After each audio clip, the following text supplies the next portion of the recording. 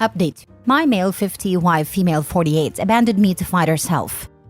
Original post. My wife Mary's family has a history of dementia, developing memory issues in their mid to late 50s. Her mom, grandmother, and several other relatives on her mom's side have developed dementia. Her mom lived with us for 4 years until earlier this year. Her father is deceased. Our kids are independent and out of the house. Oldest is in her last semester of college, and our younger enlisted.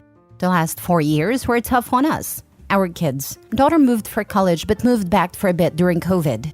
And our marriage. Living with someone with dementia is brutal. We had talked a lot last year about taking the remaining college funds, our regular savings, sell or rent the house as we were ready to downsize anyway, quit our jobs and travel for a year or until the money runs out. We just had to wait for her mom to move into a home. I understand her anxiety about developing dementia, and I was burned out. You live through COVID working remote, a wife working remote, a college and high school student taking remote classes, and a mother-in-law with dementia, and see how we hold up. Space finally opened up and we were able to move her mom into a care facility. I finally thought I had a chance to breathe. When we moved Mary's mom out, Mary's mental health took a huge downward spiral. I went from caring for her mom to caring for her. She felt guilty about putting her mom in home and had lots of anxiety about developing dementia. Our plan was to start our traveling summer 2024. But 2 months ago, I got home and she's left a note. My friends call it Exhibit A. Basically, she was going on our trip without me. She had quit her job, took most of the savings, and wasn't sure when she'd be back. Maybe a year, maybe sooner. She knew I'd understand. Her location is turned off and my calls go directly to voicemail. I texted the kids a picture of the note. We have our own checking accounts for direct deposits for our paychecks, but we'd transfer most into a joint account to pay the household bills and savings. We both had access to main savings account. We have joint credit cards we used for household expenses. The 2 cars and mortgage are joint. We both also have our own small savings accounts, our own retirement accounts, equally funded, and our own credit cards for gifts and fun things. I closed all joint cards and accounts. I waited a month to see if she'd come back, hopefully before she spent our savings. After receiving only 1 text the first month, I went to a lawyer. She basically said there was very little to do right now, other than change the beneficiaries of my retirement accounts and life insurance. Yay! My wife gets nothing else if I die alone while she's having our adventures. It was only a month and there was no way to serve her papers. My lawyer advised me to keep paying the mortgage and the cars. The cost of trying to get a judge to approve the sale of joint assets was more than making payments. I didn't want to ruin my credit by letting one of our car get repossessed, but I can't sell it because she's on the title. I get random texts and she sporadically posts on Instagram. Of course, she has comments turned off.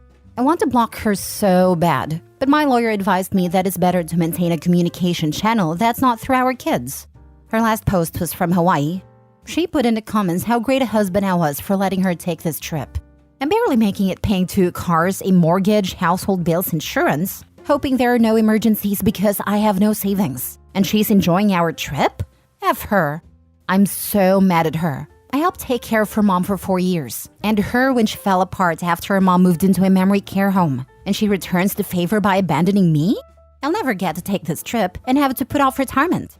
My only solace is the kids are mad at her too, but they'll probably forgive her eventually. Double F her. I'm no fool. She's hooking up with guys.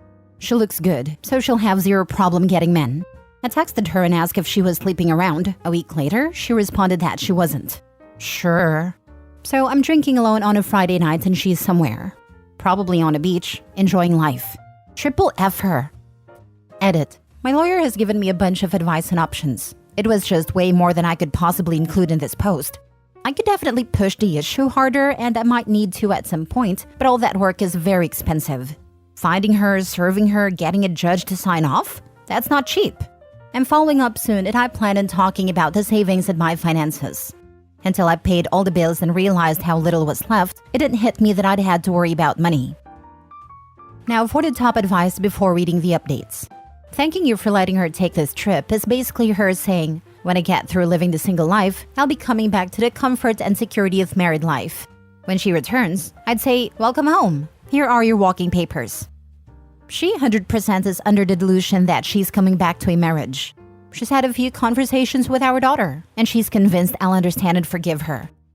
Tell your daughter to pass along the message that you're filing for divorce for abandonment and see if this gets you some traction. I don't generally like the idea of going through kids, but they need to have your back on this. Maybe even tell her they'll cut her off as well if she keeps doing this to you and the family. Maybe even start posting about how she's living the good life and letting your friends and family know what kind of pickle this has put you in. Everyone probably assumes you're on board if you're not purposefully driving the true narrative. She only hears what she wants. I asked her to send me an address to serve her papers. She only told me that we'll work it out when she comes home. The hell we will. My daughter tells her all the pain she's causing, but she just says that she only has 5 to 10 years left until she gets dementia. It's impossible to know if she'll even develop dementia, but shouldn't she be spending this with her family? Yeah, you'd think she would. I still think that controlling the narrative online is necessary. There will be fallout resulting from the divorce if you don't get out in front of this, informing people she actually knows other than strangers on Reddit. She will make herself to look like she's a victim of a deranged and bitter husband. I think you'll get the most mileage by applying pressure through friends and family at a court. I know court is expensive, but you're going to pay one way or the other. You might as well take the hit now. Also, I'd bet a PI with good internet sleuthing skills could help you find her much faster than you think. She has to be leaving a digital footprint since she's still posting and using her phone. It's amazing what you can find out about a person if you know how to look for the information. Now for the first update half a month later. I'm feeling much more positive now that the financial situation has become a little more manageable. Basically, I'm running up debt that will get paid off when I sell the house. Even with lawyer fees, I have 6 to 8 more months before I have to worry about money, assuming there are no emergencies. My friend's wife gave me some good advice.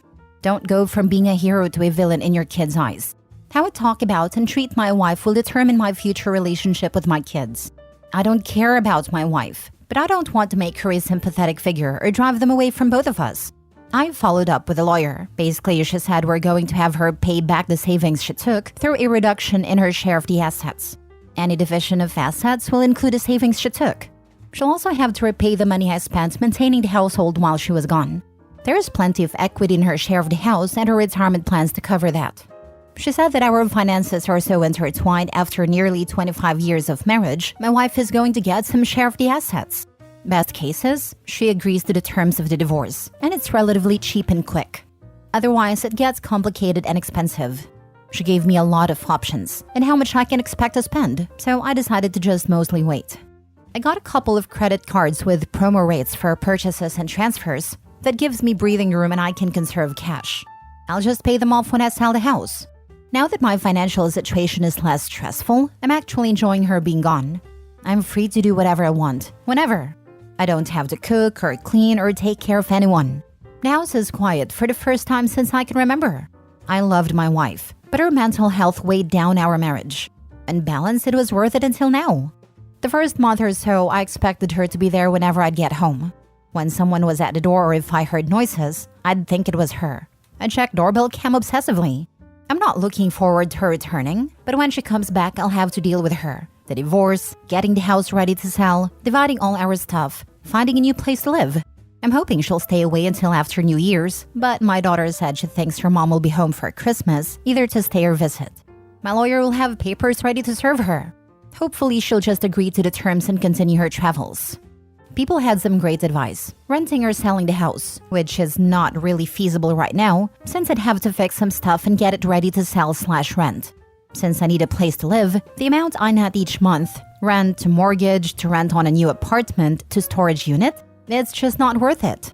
My kids' rooms are still full of their stuff, and I don't want to spend the time and effort to clear them out and put them in storage. Getting a HELOC. This was great advice. I didn't realize I didn't need both people to get a loan.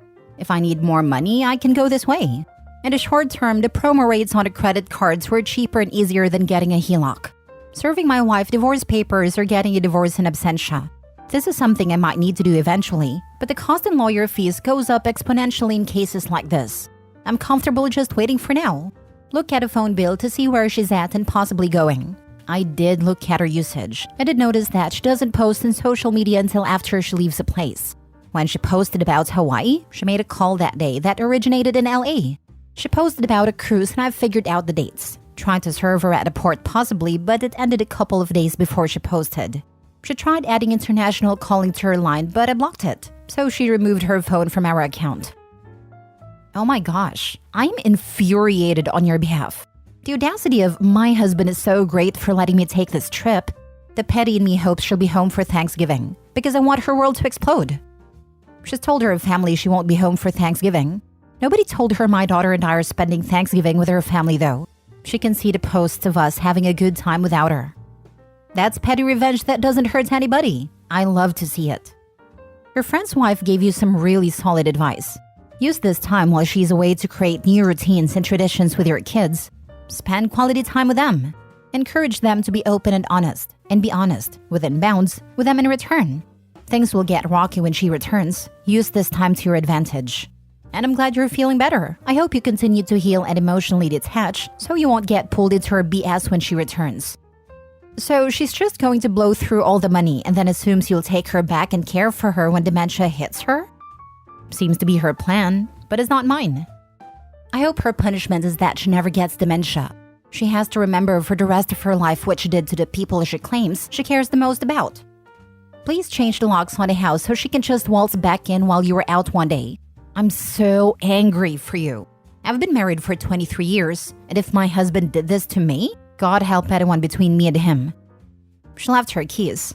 I changed the code on the security system, the passphrase, and the password. I also found a new hiding place for the emergency key we had in the backyard. Now for the second update 3 months after the first post. My wife texted me in the middle of December that she'd be home for Christmas. I told her that we, our daughter and I, would be at my brother's. She obviously wasn't welcome. I'd leave her car in the driveway and the fob in the backyard. She wasn't allowed in the house unless I was there. She didn't have keys to get in, so she spent Christmas with her sister. When we got back, I met with her. I decided not to be overly confrontational because I didn't want to give her the satisfaction of thinking I cared enough to be mad. She was taken aback about how detached I was. I could tell it bothered her that I didn't show her much emotion, not even anger. I just wanted her to agree to a divorce. This is a summary of several different meetings, both with and without our daughter. She hasn't wanted to meet with her mom alone yet. I asked why she left without telling anyone. She said she didn't want to wait a year. She didn't want anyone talking her out of it. She didn't want to work anymore. She wanted to leave before her mental health got worse. I'm sure it was mostly because she didn't want me to stop her from taking the money. She knew I would take care of everything with the kids in the house when she left. We had decided to go summer of 2024 for a few reasons. Packing everything and getting the house ready to sell was going to be a lot of work. We wanted to make sure our daughter graduated college, got a job, and was settled. We wanted to make sure we had money when we got back. We wouldn't have a house, cars, or jobs, so we needed money because it would take months to find work and a place to live. We didn't want to have any worries or deal with a mess back home. At some point in our planning, she began questioning, to herself, not me, if she ever wanted to go back to our old life. She didn't want to work full-time or buy a house and stay in one place after we got back. She wasn't sure what she wanted, but she didn't think she would figure it out talking to me. I told her that's the reason we were taking the trip, to figure those things out together, to see what we wanted for the next part of our life. I asked her why didn't she just get a divorce before she left. Then she wouldn't have had to do this behind our backs, and she would have had plenty of money without stealing our joint savings. She claims that she didn't want a divorce, that she wanted us to live whatever life she figured out. I told her that's not how marriages work, one person deciding for the other. In talking/texting our daughter, her family, my texts and voicemails, she realized I might not forgive her. She was right about that. So she might have to visualize a future without me. This is where I had hoped she would say some stupid stuff, like she was going to squander all her money living in a van and make travel vlogs, or she met some guy that she needed to wire money to so they could open an ice cream shop in Alaska. Instead, she wants to be a digital nomad, working part-time, fully remote, and living in new places. She tried to convince me to go with her, but I'll never be able to trust her. Plus, I don't love her anymore. Traveling like that for a few years doesn't sound bad, but she doesn't have a job or any work lined up. She's not in her 20s, and that way of living will get old quick. No close friends, no family. I want her to make it work so she won't be here trying to get back in our lives. 1. How are the kids doing? Our son wouldn't have seen us the entire time she was gone away. He only responds to her with very short texts. He told me she wanted to see him, but he said he was too busy and wouldn't be able to get away. He lives in the barracks, so it's an easy excuse to avoid her. My daughter stopped talking/texting her. She's pretty upset. Her worry turned to anger when she realized her mom wasn't having a mental breakdown, but it was just selfish. If her mom was sticking around, they could probably work through it eventually. I just care that my daughter is happy, so whatever she decides, I'll support. 2. Did she spend all the money? About half. I think she realized she needed to figure it out before she completely ran out of money. 3. Did she sleep with anyone? I didn't ask because I didn't care. Asking would imply I wanted her back or it would matter. Even though I didn't ask, she claims she didn't. Not sure if she's lying or not. She might just be saying that because she doesn't want the kids to have another reason to be mad at her. 4. Does she feel bad for what she put us through? She claims she does, and she wishes she had handled it differently. She said getting away and figuring herself out was best for her. I told her she was just being selfish. When she first left, we were worried something would happen to her. We would never see her again. She's always been self-centered. I told her she's taking the easy route and letting everyone else handle the difficult parts. If she gets sick, kids will take care of her. Goes broke, live with family. Abandon everyone, they'll forgive her. She thinks her siblings and our children will let her live with them like we let her mom live with us. I'm sure when she visualizes her future, she sees our kids there. They might not be, and definitely not in the same way they were before. Despite how it might sound, I'm actually really happy with how it all turned out. Our divorce is far from final, but we've agreed on the big things. We'll sell the house, how to split the retirement and profit from the house, how to pay back the money she took, and what I spent maintaining the household. I got most of what I wanted from the settlement, and she'll soon be, mostly, out of my life. I won't have to pay alimony, and because she's choosing to make significantly less money than she was, I won't be forced to support her. That would have been a kick to the teeth. She isn't my responsibility anymore, and I won't have to care for her if she does get sick or goes broke. I figured I'd start dating again. I didn't realize a 50-year-old man with children out of the house, a good job, and in decent shape would be a catch. I'm not fighting women off with a stick, but I've had a lot more interest than I expected. It's been kind of nice meeting new women. I've worked out the numbers and I'll be doing pretty well after everything is settled and I only have to support myself. Not where I wanted to be. 50, getting divorced and using Reddit as free therapy sessions. But I'm happier now that I've been in a while. I'm even planning a little vacation of my own. Thank you to everyone that has responded and reached out. It meant a lot. I predict she'll be back when she starts having health problems or runs out of money. It only took her a year to burn through half of your life savings. She'll burn through whatever she gets from the divorce before 5 years are out. I know some actual digital nomads. All of them are highly skilled in some sought-after tech field, are famous media personalities, or are workers. If your soon-to-be ex-wife isn't any of those, she'll soon be run to ground somewhere. People this selfish can literally not conceive of a world where they're not the main character, and everyone drops everything they're doing to help them. I give her a few months after the divorce is settled and family has dumped her. Once she realizes that she's not the main character, she'll want to go back to OP so she can have her old life back. Nope. She might be able to convince herself she doesn't care that he won't forgive her, but there's no way she's going to be happy being cut out by her kids and the rest of her family, if that's how things ultimately pan out. All she could do is go and party around the world for a couple months and steal the money her and OP had saved together for herself. I'm sorry you have had to deal with this, OP. You handled this about as well as anyone could have expected under the circumstances. You are a good man, and your family will forever know that when the chips were down, you put them first and she didn't. There's no walking that back no matter how much she begs or tries to explain herself. The only reason she's not admitting to sleeping with someone else while on her self-discovery was how it would make her look to friends and family, knowing this will blow up relationships with the kids especially. She still had a small glimmer of hope for not getting divorced as mentioned above, until you shut it down. And most importantly, how is grounds for divorce and repercussions in said divorce depending on where you live? There is virtually no way for a person to rediscover themselves, and the process not also involve their genitals. Either way, whatever she says can't be trusted. Sir, you are a catch. For your information, don't date anyone under 30. Cheers to a new life. I just recently got everyone out of the house. I'm not dating anyone that has young kids or wants kids. Not that it would matter if they did. I took care of that a while back. Last story. Am I the a-hole for telling my ex that it is not my responsibility to help her? I, 31 male, have a set of twins. Violet, 16 female, and Onyx, 16 male, with my ex Trisha, 31 female. We were the definition of trailer trash. We were addicted to hard substances and dropped out of high school. Her parents had 8 kids in a 4-bedroom trailer, so we couldn't live with them, so we lived with my mom.